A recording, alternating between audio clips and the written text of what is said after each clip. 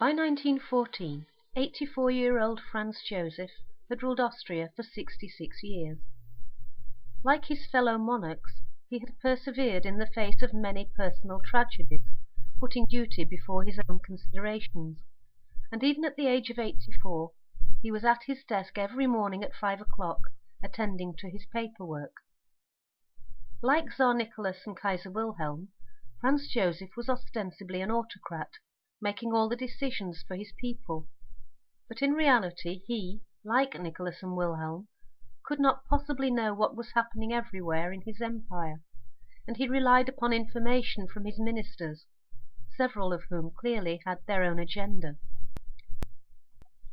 His empire comprised numerous ethnic groups, most of whom appeared to be pulling in different directions, tearing the empire apart at the seams. His army and navy were also in disarray.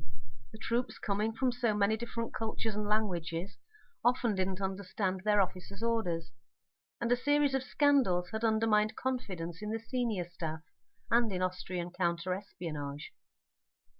One of the greatest challenges to his empire was the desire of the Serbs to create a separate Slav kingdom, which would include the provinces of Bosnia and Herzegovina.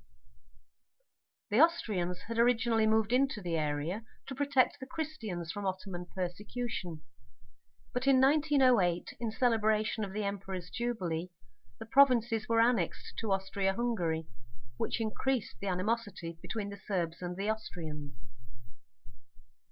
Franz Josef had known many personal tragedies. His brother, Emperor Maximilian of Mexico, had been shot by revolutionaries. Maximilian's wife had lost her mind and was confined in a Belgian palace.